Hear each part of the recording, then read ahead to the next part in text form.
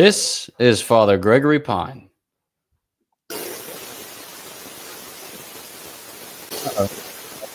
Audio is a little bit chewy, so maybe we can adjust. In the chat, could you let me know if you can hear Father Patrick? This will be an incredible triangulation. It'll be a great grace for all of us.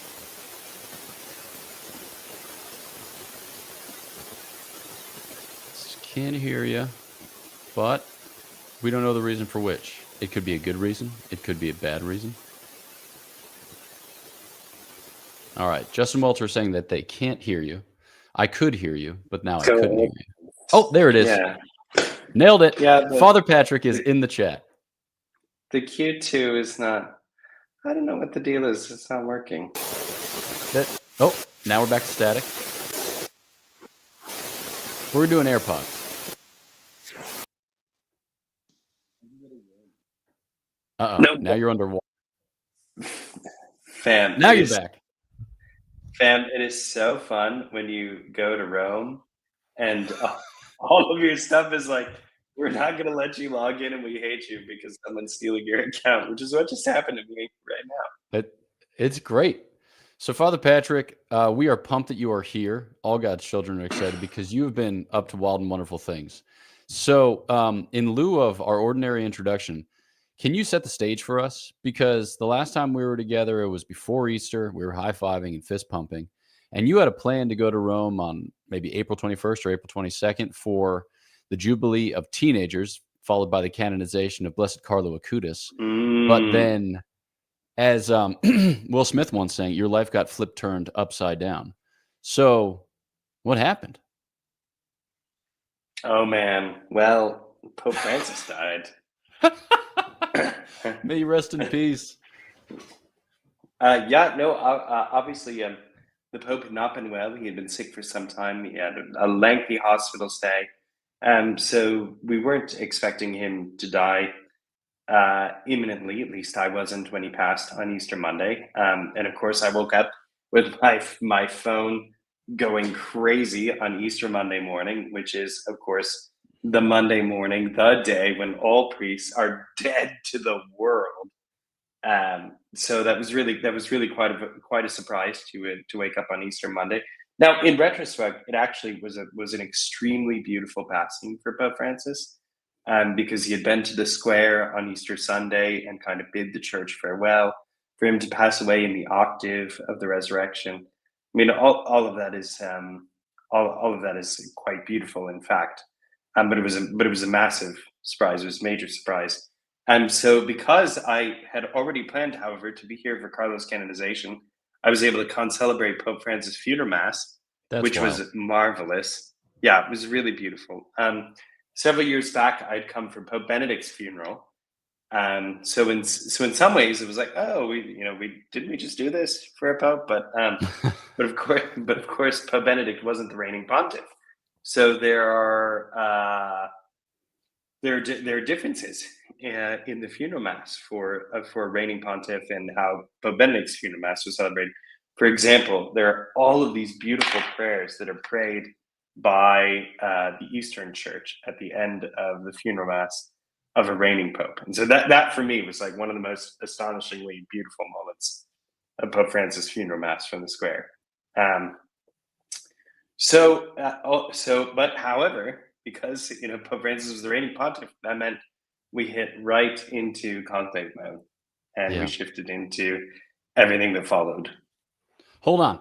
Let's create some more journalistic tension. The people of God they appreciated the 10-minute pause at the beginning because all of their questions were bubbling kind of like from their lower guts to their upper guts, but now they've begun to spill over their lips. Yeah, let's go. But here's the thing. You were already planning to do some media stuff, some journalistic stuff while you were there because you're going to sit at the desk with the WTN and cover a lot of the Jubilee of Teenagers in anticipation of the aforementioned canonization of Blessed Carlo Acutis. But then you had also been in conversations with a certain news network to cover this specific time. And so your journalistic life kind of exploded that week. What was that like? That's right. It actually did. It definitely did. So very early on, when Pope Francis fell sick in the hospital, I got a phone call from CNN, thanks to my friend Katie McGrady, who put us in touch.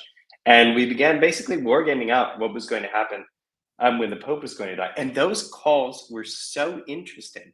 First of all, because our friends at CNN, many of them are not Catholics. Some are not Christian, some are Jewish. So there were a lot of questions about like, oh, what's going to happen here? So that was just super fun. It was like really exciting to be having those conversations. It was a huge privilege. But also because so many people were so young.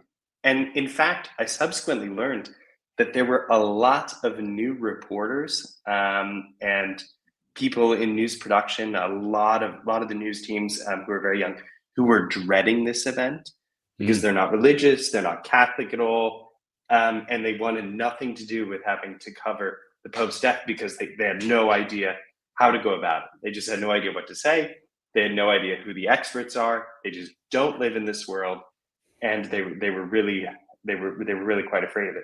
Now that wasn't true of the people I was working with at CNN, but that was true of some of the staff, at some of the other broadcast channels and some of the young journalists in general.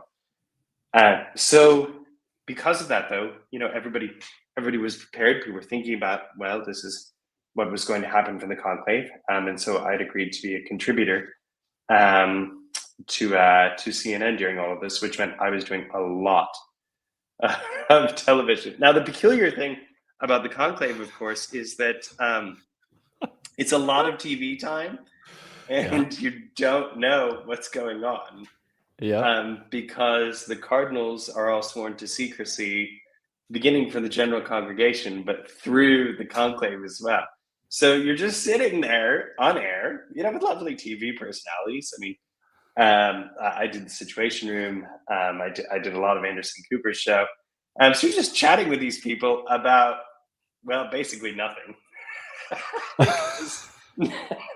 because no one knows what's going to happen. So you just sort of, talk about for the funeral coverage, that was easier.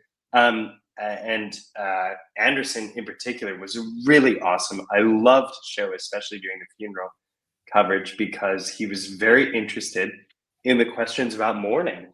And maybe, guys, some of you remember his appearance on Stephen Colbert's show, where the two of them really had this in-depth conversation about loss. It's really profound, actually. If you haven't seen it, it's a really moving conversation. So he really wanted to explore that, and so on CNN, on Anderson Cooper's show, I got to talk to what happened about what happens when Christians die, like what we believe is going on here. So I'm up there musing about life after death, the immortal soul, the importance of praying for the dead, the rites of the Catholic funeral mass, and he's loving it. That's tremendous. Okay, so the funeral mass, that's kind of the most ritually or liturgically well-defined of the things that you covered, insofar as it observes a certain rite. I suppose the conclave observes a certain rite, but in anticipation of the conclave, you got cardinals flying in, coming together, meeting and talking, but it's not like the strictest of secrets. Nevertheless, it's like a strict secret. It's a strictest secret. I'm having difficulty speaking. You get what I'm saying. There are secrets. They are somewhat strict. So you're not getting a lot of firsthand testimony, except for people who want to influence things, perhaps. So what was that like? Time of speculation, time of anticipation, time of mild exasperation. What was going on? Yeah, time of speculation was super fun. It was really great because it was like being the weatherman. You'd be wrong and nobody cared. Exactly. It's like, it will definitely be a cardinal from Antarctica. Yeah. Exactly. It's like, well, I was still pulling for Cardinal Pell, but that didn't seem likely. So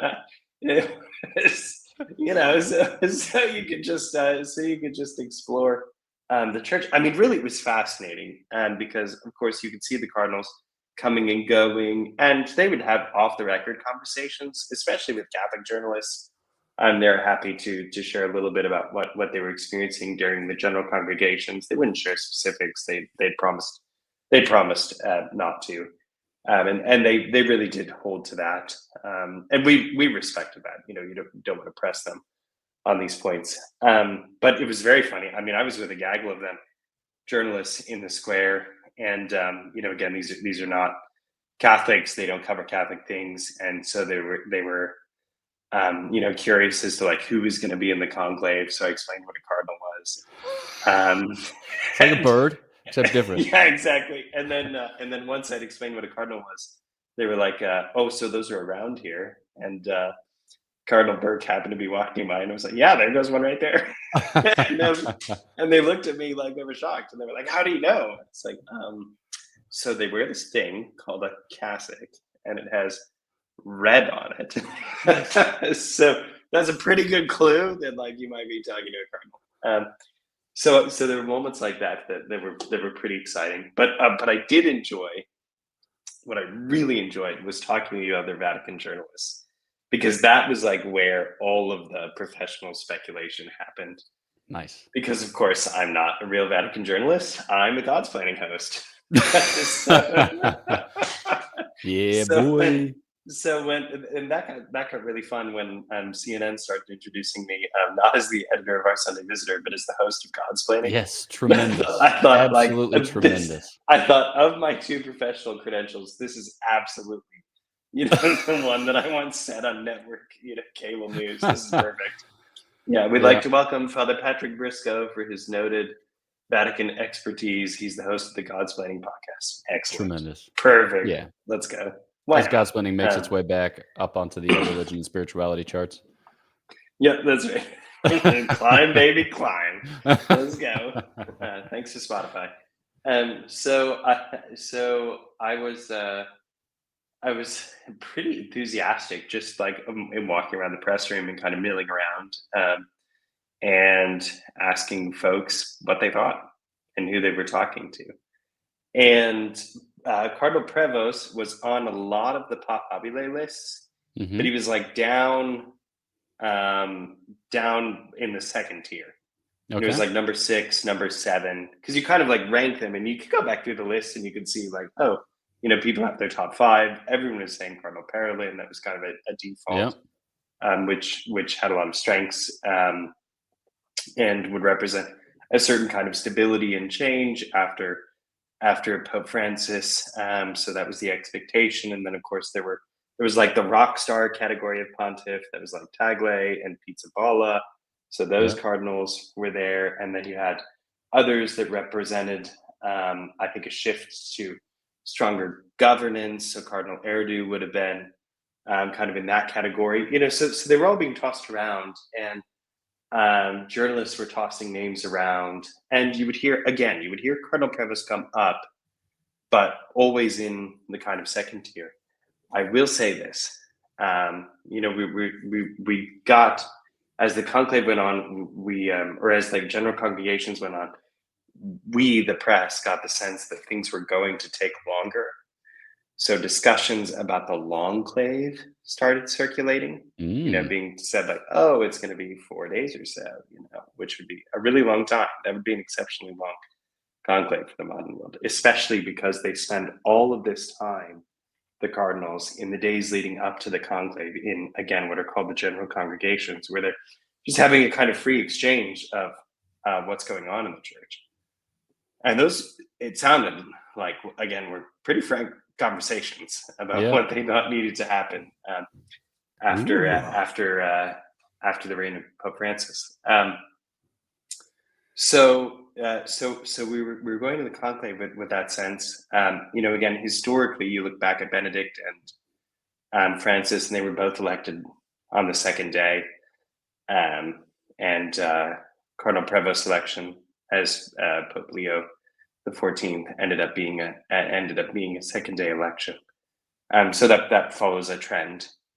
Only one person, one Vaticanist, said to me the night before, after the conclave had begun, I kind of ran into him as we were crossing the square, and I pulled him aside and we were chatting. And he said, Prevost is a serious candidate. And I thought, oh, that's interesting. It's good based on who this Vaticanist was. I thought, wow, it's really going to be him. And so he planted that thought in the back of my mind on Wednesday night after the conclave had begun. When Thursday came, I headed down to the square in the afternoon because I thought, well, there's a pretty good chance it could be that this first afternoon ballot, which was the fourth ballot, which it in fact was. Now, I had headed up to the colonnade where the journalists gather because I was going to take a CNN hit and then go out. I was setting up my computer and heard the crowd just explode. Yes. And rushed to the edge of the colonnade and saw the white smoke drifting off the Sistine Chapel. I couldn't see the stovepipe. You can't see that from the arm of the colonnade, just the way that it is. But we saw smoke very clearly, and the crowd was just going electric. So I saw the smoke, heard the crowd, and then the bells started ringing. I thought, oh my gosh, we actually have a Pope. It's actually happening. It is friends, if you haven't been there in the square, it is a wildly exciting moment. It is positively electric. It is so cool because the square already has a lot of people in it. Yeah. But when the election happens and when the bells start ringing, basically everyone in Rome who cares about this drops what they're doing and runs to St. Peter's and tries to get into the square for the announcement. And of course, a lot of people do, but the square only holds several thousand, 25,000 or so. So then everyone else kind of spills out into all the way down along Via Conciliazione, which was the case when the election happened. Now, it seemed like it was a long time between when we got white smoke and when the Habemus Papam announcement was made. I think in retrospect, it was really only an hour, but it felt like an eternity. Yeah. So we're just waiting. And then Cardinal Mamberti comes out. The guys at the pillar were really hoping that Mamberti would be elected so that a different cardinal would have to come out and make the Habemus Papam announcement. Because I think they just thought that would be kind of funny, and it would be a kick. So Ed Condon was like really excited about this idea that maybe it could be Cardinal Mamberti, but it seems to largely have been just an Ed game. But Cardinal Mamberti comes out, and if you watch the videos, as I'm sure you all have, he gets this like grin on his face that is really quite charming before he makes the announcement, because he knows the crowd really wants it, and he is stoked. He is ready for it. So he says the words "Habemus Papam," which, by the way, have been said to me in Rome this week maybe 100 times because of my white habit.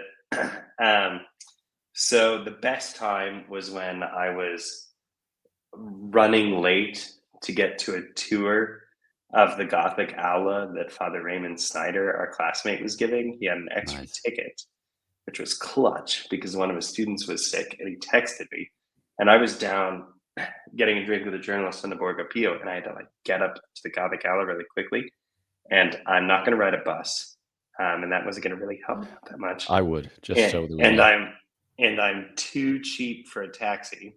Definitely. Because I'm like on a budget. So what's my last option, Father Gregory? Roman scooter. Yes. Let's go. Let's go, baby.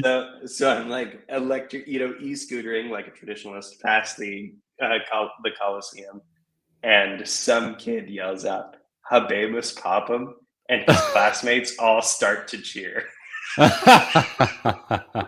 And I laughed so hard I nearly crashed the scooter. Anyway, so like all of Rome has been waiting for these words. People have been saying them for weeks. Cardinal Mamberti comes out and says them, and then he says the name. And I hear Robertum Franciscum, and I know it's Prevost. I just couldn't believe it. And so I turned with like my mouth open. I turned to my colleague Paulina Kusick from OC News, and I was like, "Who's Pope?" And she, Polish enthusiast that she is just screaming, "America! It's the American Pope!"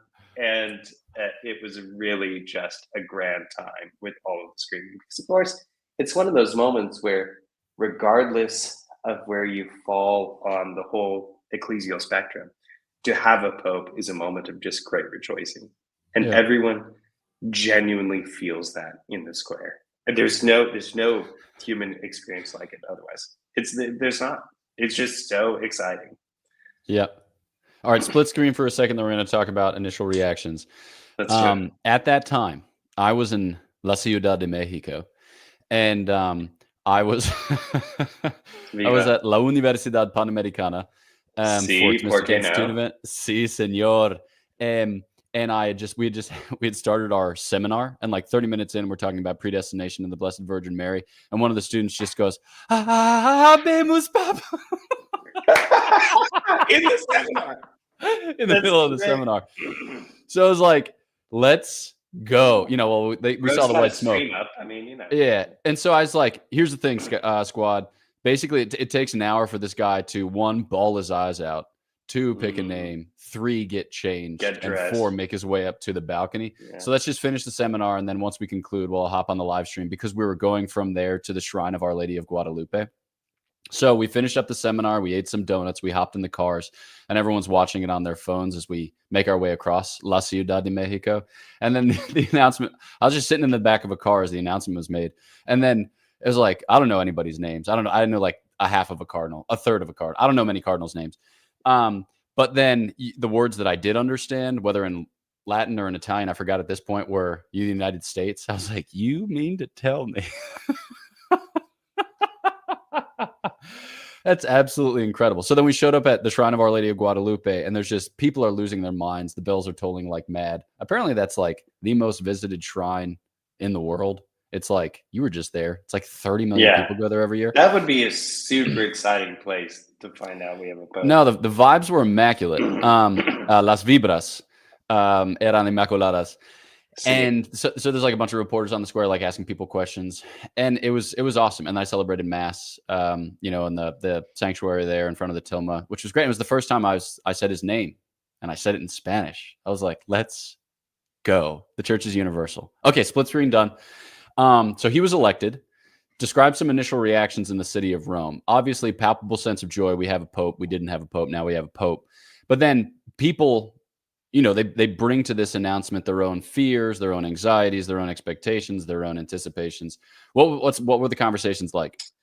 Well, look, here's the deal. Every Italian that I spoke to wanted an Italian. They wanted an Italian so desperately.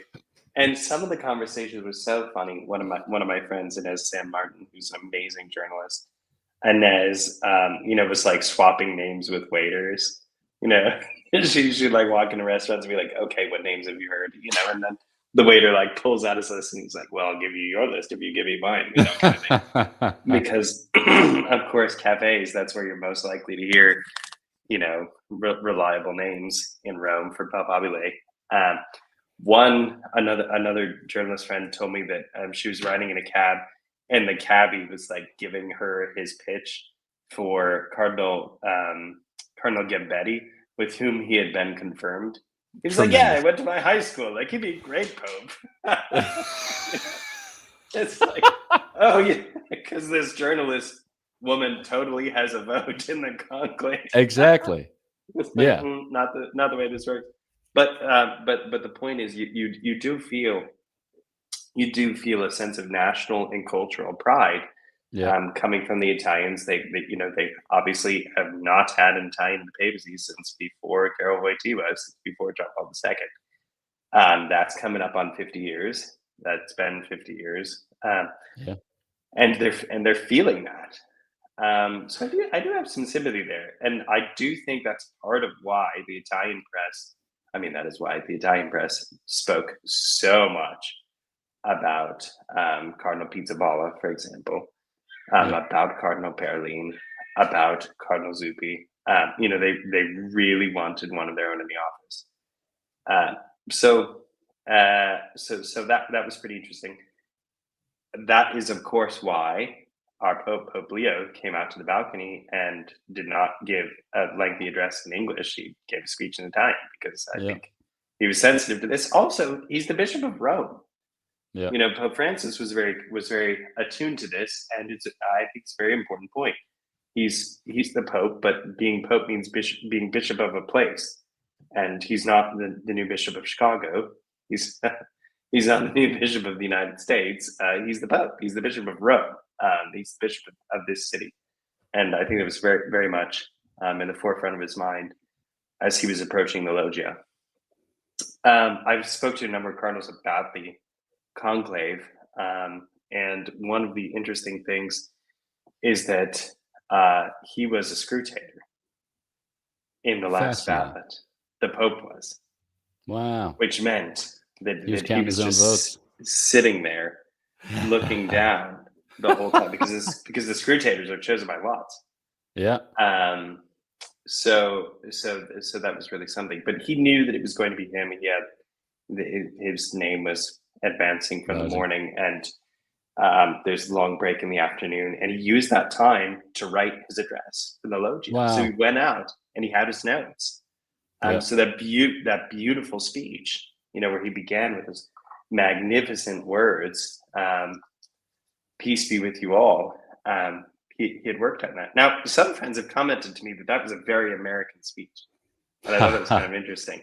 Do you mean it was great? Said, the speech was great. Is that what exactly? I was like, Thank what do you. mean?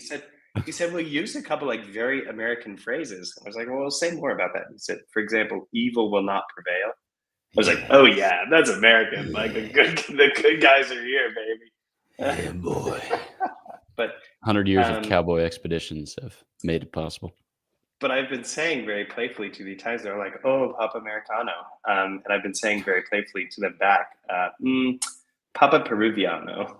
You know, we have a Pope who has lived most of the significant parts of his priesthood as Bishop of Peru, and I think it's a grave mistake to conceive of this new Pope exclusively as, you know, a guy from South Chicago. He's really marked by his missionary service, and I think that has to be the first prism, that he's a missionary bishop, and not only is he a missionary bishop, he's a missionary bishop from the Augustinians, and so it's the shape of his life as a friar that is formed how he approaches the world.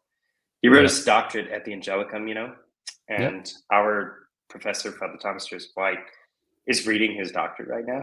That's awesome. And just like scrolling through the Pope's old homework, and the Holy Father wrote his doctorate on the role of the prior in the Augustinian religious community. And what he did was basically for his canon law doctorate, he looked through the lens of the constitutions, of how the role of prior is conceived, and the role of the leader in the writings of Saint Augustine, and that's his doctrine. So it's not just that he's an Augustinian; it's that his formal academic work is essentially about leadership in the mind of Saint Augustine. Yep, which is pretty darn too cool, and I am here for it. That is extremely beautiful. Some of the quotes that Father Thomas Joseph has shared of the dissertation are marvelous. You can read them in the OSV News interview that my colleague Paulina Guzik did with Father Thomas Joseph. It's a great story. What else do we list? Yeah. Apropos the point of, he is both American born and Peruvian kind of refined. I think it's like people from the United States typically refer to themselves as Americans, but in basically the rest of our hemisphere, that kind of holds sometimes, but not universally. So we would refer to, like, by Spanish speakers as estadounidense, like United Statesies. Whereas in there, like Amerigo Vespucci landed in South America, and so these are the Americas, or this is broadly conceived America. And so, like, one of the cool things that people were saying in Mexico was like another American Pope, and I was like, boy, so like there's a sense of universality, which is present in his pastoral ministry, and the fact that, like you said, he's not just an Augustinian, but an Augustinian informed leader is also cool. It's encouraging. Okay, so people are talking about like a kind of tangible experience or palpable experience of joy that is, present throughout the church. There's a sense that, like, he carries himself with a certain joy. He's made some decisions, or he's chosen to preach and teach in ways that stress a certain continuity, and that project, I don't know, like people, a lot of people are just kind of grafting onto him what they hope to find or what they hope to take root. That's a mixed metaphor. Both of them are organic, but it felt right. What do you think? Like, what have you seen based on the evidence of the first week? Not even. What have you seen that we can, I don't know, attribute importance to or give indication for our future interpretation? Well, I mean, take for example the first appearance of the Loggia. He came out wearing the Mozzetta, and I have to say, my heart did a nice little flutter to see the Pope dressed like the Pope. That was really marvelous. So, for those of you following along, the Mozzetta is the traditional red garment that goes on top of the surplice that the Pope appears in.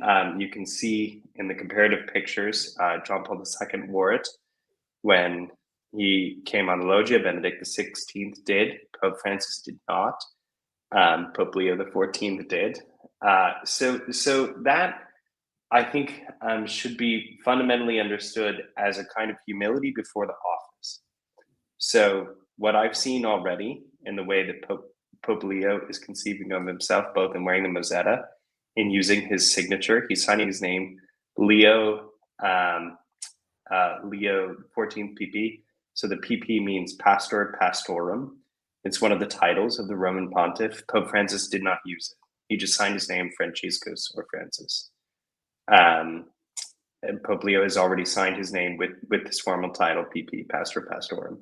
He's worn the Mozzetta. And I think this actually demonstrates a real humility, because he's allowing himself to bear the signs and symbols of the office and to be shaped by them. And that's an extraordinary thing. Pope Francis' approach was to eschew those things, so as to kind of conceive of the office in a way that allowed him to relate directly to people, whereas Pope Leo is not put off by the trappings of the office. Instead, he's using them to signal the kind of methodical, I think, and intentional leader that he's going to be, which is just a different thing. So I think those are important. We also heard him talk about Pope Francis' project of synodality. I think for Pope Leo, synodality means reform. It doesn't mean a endless project of reimagining Catholic theology. That's clearly not what it means for Pope Leo. As the prior general of the Augustinian order, I've met several Augustinian friars here in these last few weeks, and he has a reputation for being a very attentive leader. He has a reputation of being a great listener. So I think for Pope Leo, synodality means consultation. It means listening to the needs of the church and to the needs of the church's leaders. In his address to the cardinals on Friday, it was very interesting. He gave a speech, and then he said, "And by the way, you guys said you want to talk, so let's talk." And then they had an open discussion about the papacy and about the governance of the church, which is not how things have been done before. So I think we have, because of his religious experience as a friar, we have the best of the Friars movement, which would include, our own Dominican order, but principally here, of course, we're talking about the Augustinians. A leader who really knows what it means to be one among the others. So this word prior, which we use, the Dominicans, but also the Augustinians use, this word prior means the first, and it means the head of the community. It's the title we use for our leaders, and it means the first, not in a way of lording it over the others, but the one who is responsible for all. And I think we're already beginning to see that that's the way that Pope Leo considers himself as Pope, as a kind of prior of the world, actually. Yeah. I think too, something that I've heard commentary upon, I don't have really great insight into it, but I'd be interested in your comment, is there's a certain temptation in ecclesial life to reduce conflict or to reduce dialogue to political paradigms, just think things in terms of like conservative and liberal, or traditional and progressive, and then to see it as a kind of dialectical back and forth, push and pull. But to do so, it strikes me as just kind of concede the game to Marxism, as a kind of governing philosophy, that there really only is matter and its rearrangement.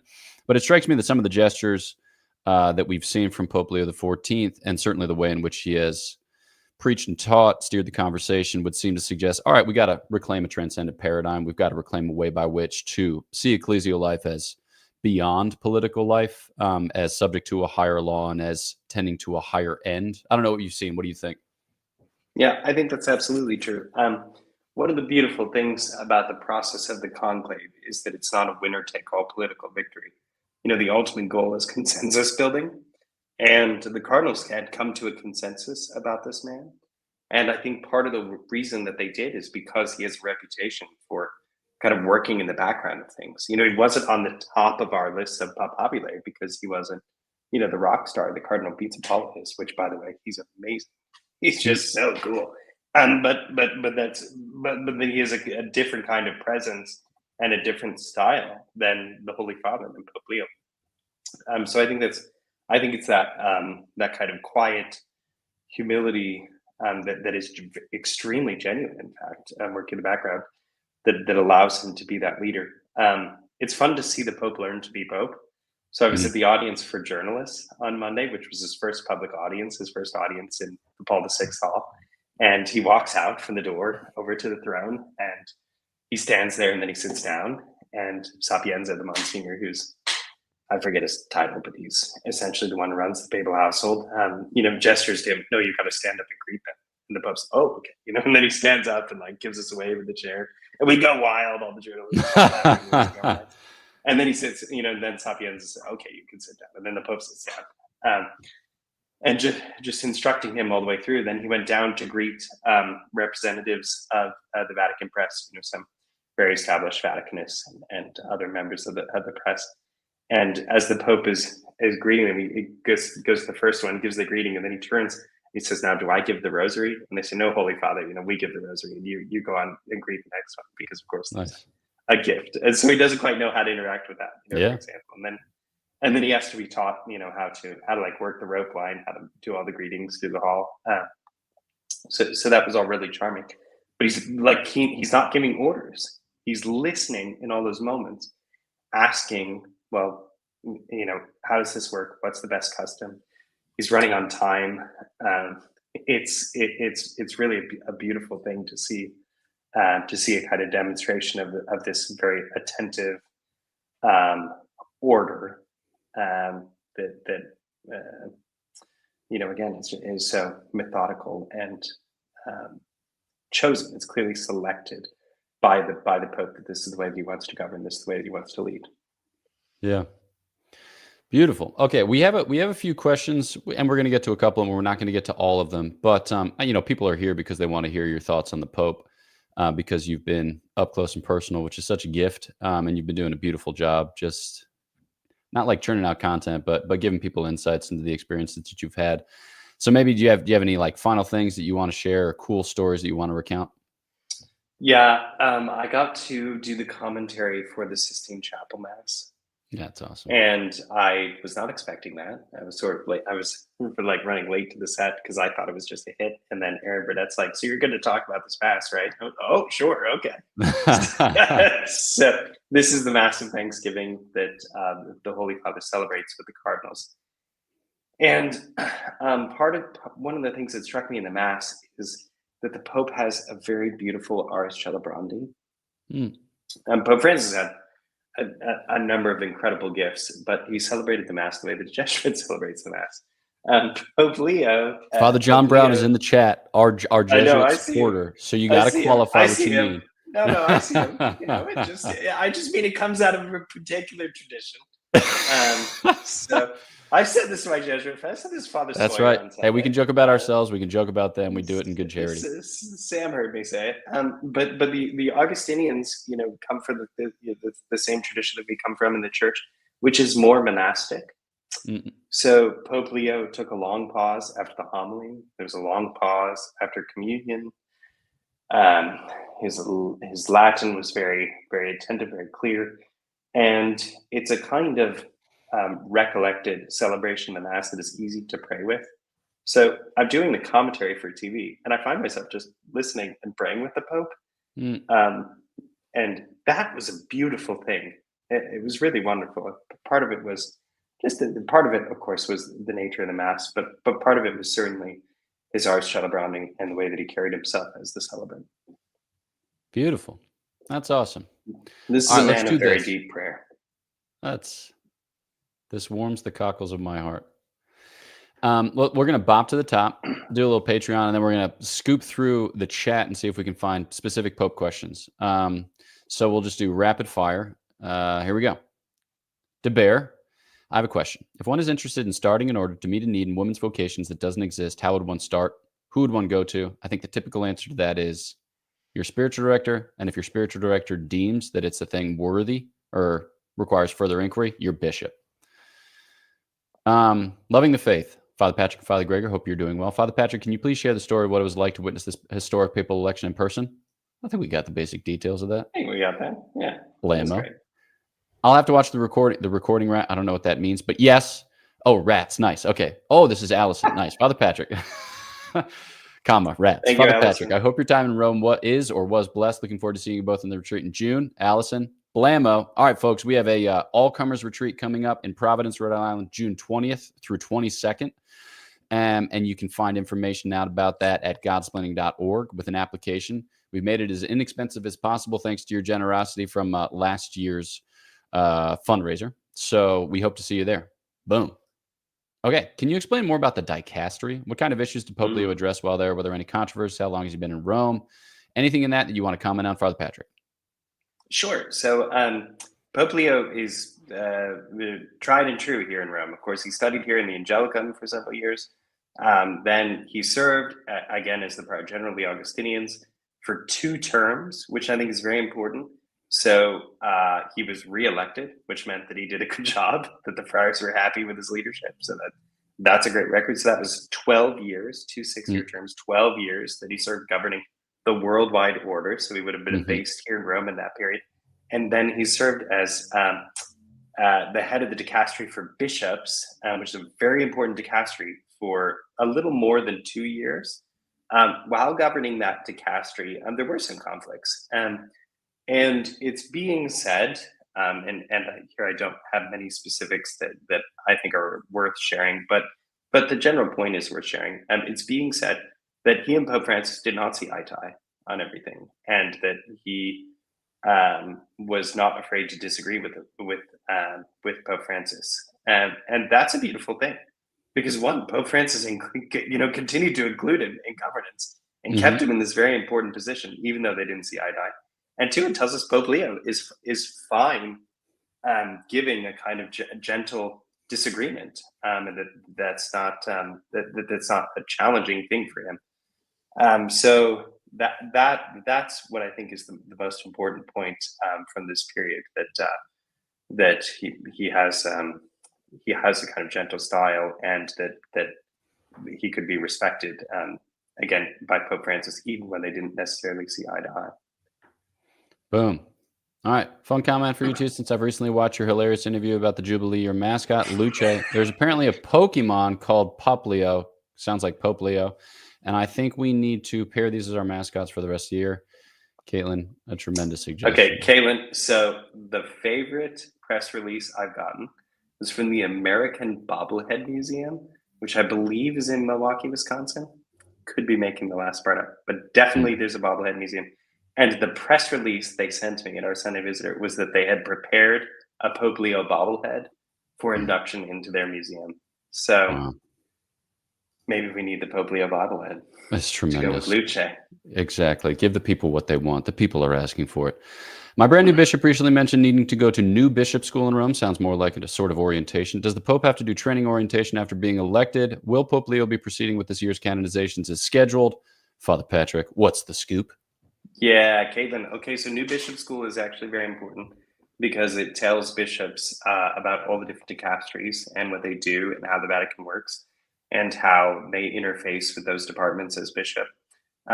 We actually do this within the order too. Our provincials go to new provincial school. They come here to Santa Sabina in Rome, and they get kind of a crash course on how the order works and who to call when things go wrong, and letting them know what kind of resources are available so they can do their job well. So the Holy Father is getting a kind of quiet orientation into the Vatican. Now, he's been a Vatican insider for over 2 years.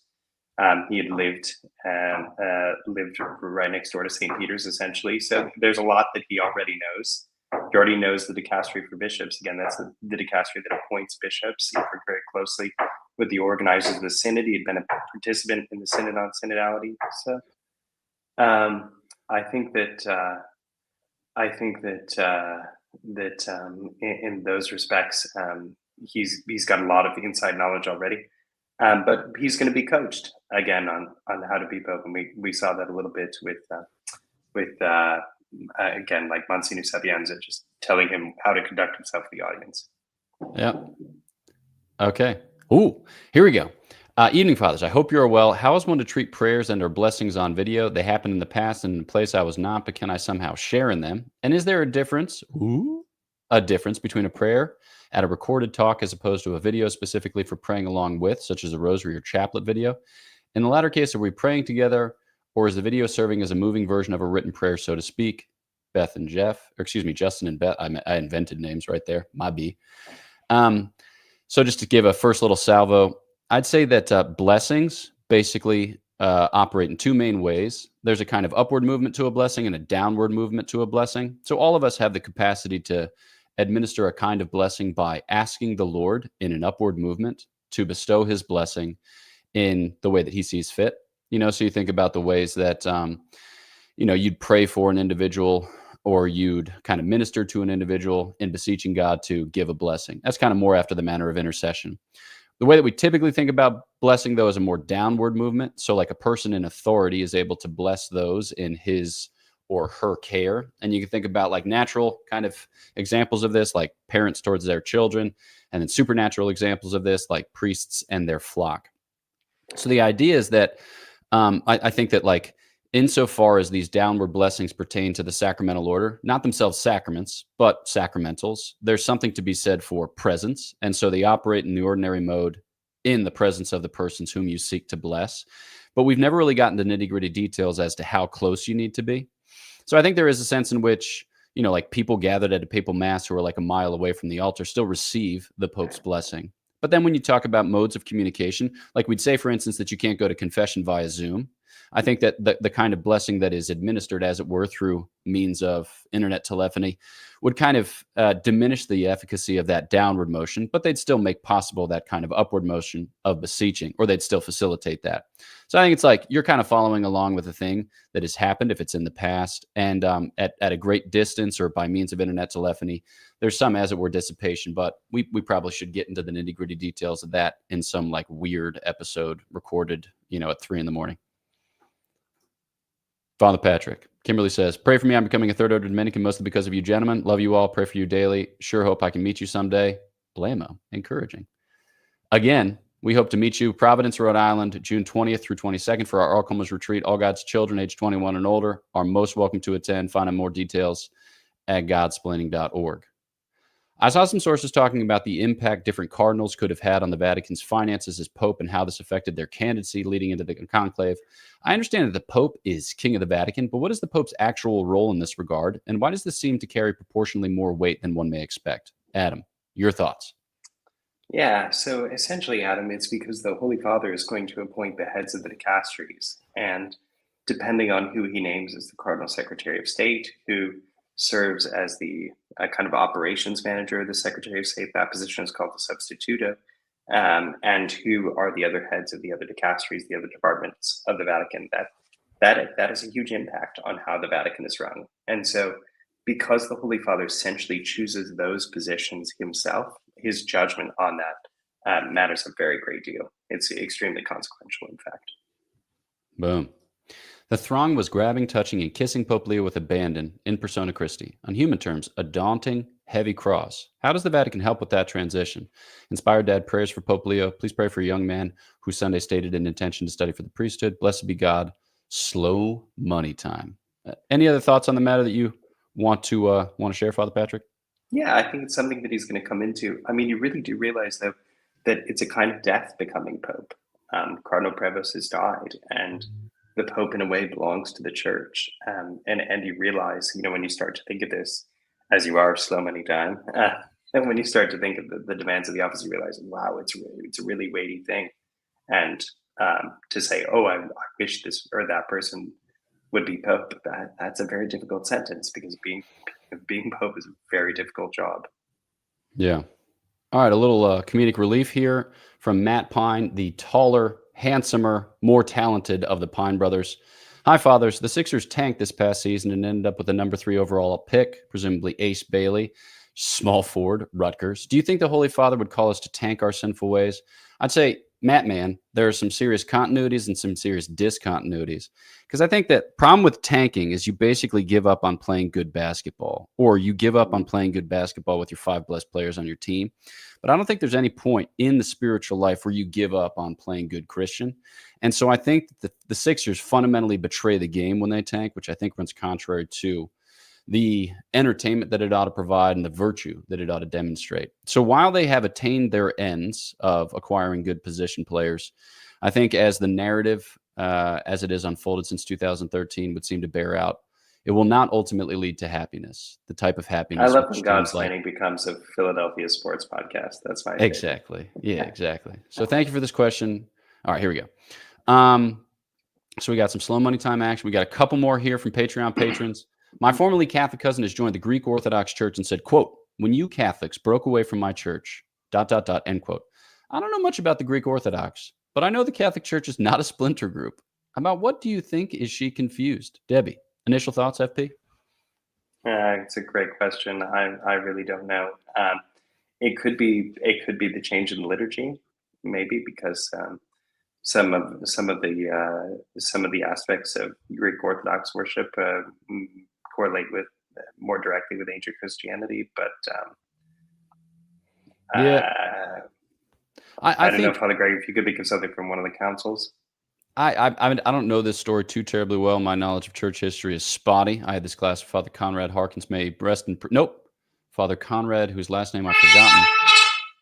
Oh wow, okay, we got a bullhorn going on, dude. Rome is wild. I had this class with Father Conrad back at Steubenville, and I've forgotten most of the things that I learned at the age of 19. Save that you shouldn't eat a whole package of Sour Patch Kids in one setting, as it causes serious rumble tongue. Nice. That lesson I have retained. But I think like there are certain doctrinal things where I think the Orthodox would say that the Catholic position changed, whereas we would say that it was better formulated or developed.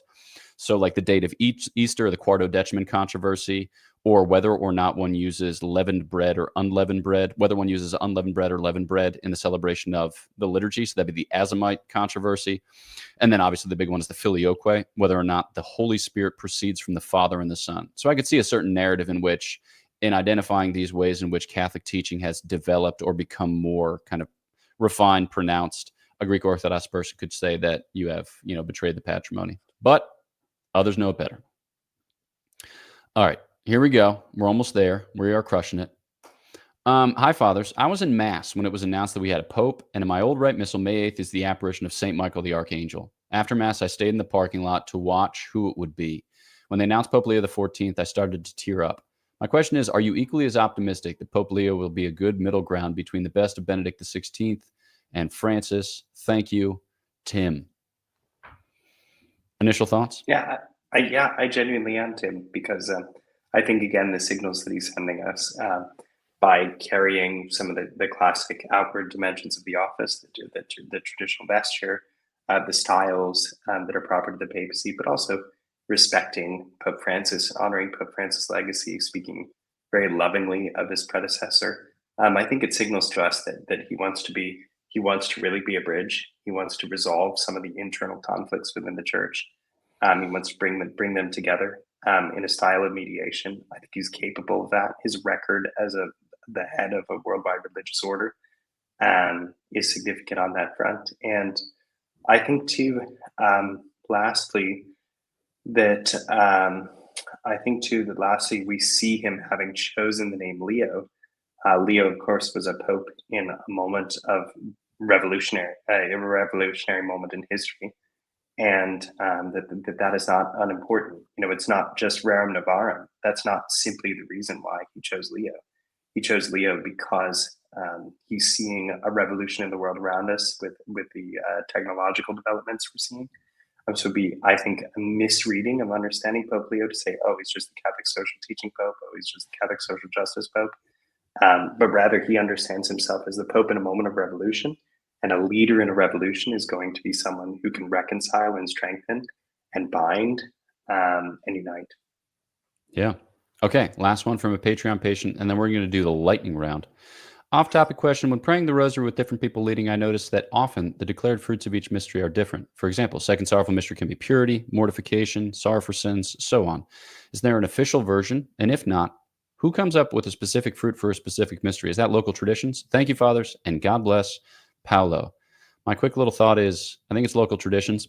There might be lists. You can probably find some on the internet. There may have been saints who actually came up with these associations. I imagine St. Louis de Montfort has thoughts on the matter, but I know of no kind of canonical list. Do you, Father Patrick? Not that I know of. I'm sorry. All right, lightning round. So we're looking for one-sentence responses or answers to things that you see. All right, first post. Let's get this party started. What's up? Hey, Justin. Exactly. This is my colored commentary at the beginning of the stream. Father Patrick is jogging across St. Peter's Square, present Kappa flying behind him. We will start in 1 second. Just kidding, but seriously. It's a way of heightening expectations, a classic journalistic tactic. We had some speculation as to what the proper spelling of OP power was. Pumped about that. Dr. Newton of Steubenville fame. I had some thoughts about boy bands. I was pleased with myself. Hey, Dr. Newton. Man, there was a lot happening. Yeah, that'll teach me to get locked out. We were doing great. Internet security. Yes, NBA showed up in the chat. Peyton Edwards is crushing it. Cheese and rice. I don't know what that refers to, but I support. We had some static issues, guys. We are absolutely Father John Brown in the chat. There he is, our man. 10 years Jesuit. We've got some Jesuit love from Michael Meyer. CNN, Wild Times, love. Okay, here we go. I saw the Vatican approved a Eucharistic miracle from India after 12-year study. Is that legit, FP? Maybe. No idea. Okay, I just saw a headline of it too. So further details forthcoming. Maybe Father Patrick will be reporting on site rather than coming back to the United States by the 8-hour trip. He'll come back to the United States by the 24-hour trip with a stopover in New Delhi. Okay, is the Bishop of Orlando also the Bishop of the Moon? So I've heard this actually. Okay. Do you know why, Father Gregory? Because like they send stuff to the moon from Orlando. We're at Cape Canaveral or something like that? Because it's port of departure. That's so awesome. In the age of discovery, the bishop of a discovered place was decided based on where the ship left from. And so they've applied that theory to the fact that the moon was discovered from Orlando. Therefore, the Bishop of Orlando is the Bishop of the Moon. Tremendous. All right. Was the coffee flowing? I'm assuming that's a reference to you reporting at all hours of the day / not getting much sleep. I mean, we heard some knocking on the doors there. We heard some animated responses from your neighbors. You've had an exciting journalistic life. Anything you want to share? Yeah, no, just more coffee. Nice. Okay. Got some love for Pope Francis. We got some high fives. We got some other high fives. This guy, man, he absolutely wins the chat. When you stop watching a Godsplaining video to watch a Godsplaining live stream. Nice. What's up, bro? Can you reshare the reactions? Folks here are pumped. Yeah, folks here are totally pumped. Pox Christie, let's go. Thank yous are just, it did feel like a long wait on the loggia. Dr. Newton says, the conclave is being referred to as electric. Okay, here we go. In honor of Pope Leo XIV, what Augustinian book would you suggest as a beginner to the faith? Oh, absolutely Confessions. I mean, that's the core, right? Yeah, and De Bear, she agrees. Okay. We knew right before Mass we had a Pope, and as we prayed, I was asking, please, you don't know what you need, and I gave it to you. That's awesome. Respect, Tim McMahon. That's right. No, that's right. Did you get sleep, and how's the jet? Dude, Grazzy Official is really solicitous for your health. No How you sleep, doing health-wise? No sleep, still jet lagged. Thank you, Grazzy. I appreciate it. Self-care way down at the bottom of the list, although I'm losing weight. It turns out if you walk 18,000 steps a day, that'll happen. That is tremendous. And also a healthy regimen of espresso and cigarettes. Not that Father Patrick smokes cigarettes. Here we go. I spent a lot of time with St. Jerome at the beginning of Lent, but now I have to dive into St. Augustine for Pope Leo. Party on, Tim McMahon. That's the best picture I've seen. Viola is just crushing it with the Gen Z lingo. People are saying hi. Mexico, let's go. Ay vamos. Many of us started crying when we saw the smoke, and then a friend and I were crying during mass the next morning. I didn't realize it would be so emotionally dense. Awesome. Pope memes are unhinged. They are. Any favorite Pope memes, Father Patrick? Oh man, Papa when I Americano. met Pope Leo's brother, he pulled out a picture of the grade school sign that the school where he teaches at, and they have appended a picture of the Pope, this giant cutout of Pope Leo on top of St. Gabriel's School, which is hilarious. Absolutely. Okay. Pope sings beautifully, so inspiring. Cheers to the Regina Caeli. I was on a GC, something with friends just like now, but I took off to celebrate a mass. We all sang today, and that was the most beautiful experience. Blammo. Pope's brothers are, That's a yeah. Catholic response. Pope's brothers are fire. Virgin of Guadalupe is the Pope better. joked about his brothers at the journalist audience that they've been on TV more than he has. Planning his days. Diverse backgrounds. Creole. People are getting pumped. Pizza Balla got a black heart. We haven't had an Italian Pope since John Paul I, 47 years. Let's go. Dude, people are showing love. Gates of hell will not prevail. Deep. Is it? Yeah, that was one of my favorite memes, where it's like the Pope declared ex cathedra that all pizza will be henceforth deep dish. Nice work. I've been going around Rome doing the George Washington SNL bit. Nice. From henceforth, all gelato will be ice cream. Now, and when people ask, the temperature no one in the knows. Vatican will be, yeah, exactly. From now on, the temperature in the Vatican will be in Fahrenheit. Exactly. Yeah. How many feet are in a mile? No one knows. Nobody knows. We got love for America. We got some comments on divisions and voting blocks. We got expectations and delight. All right, here we go. Yeah, last I'd be question. careful with what you read. Sorry, I'd be careful with what you read about the voting block stuff. The Cardinals I've spoken to have denounced a lot of that. So okay. I would put very little stock in it. Blam. All right. If either of you were to be the next pope, do you have a ranking of relatives least desired to be interviewed by the media? I have been thinking to myself, man, if I ever get to anything of consequence and people start looking at my uncle's Facebook pages, it's going to get exciting. Yeah, exactly. All right, squad. We've run out of time. Thanks so much for dropping in your questions. Sorry we didn't get to them all, but yeah, super delighted, Father Patrick, just to hear about your really cool experiences, and I know the folks profited from it as well. So, any final thoughts? Pray for the Pope. We don't know him yet. I've given you some basic facts about him. He's going to come into his office, this really hard office. He's a very particular ministry.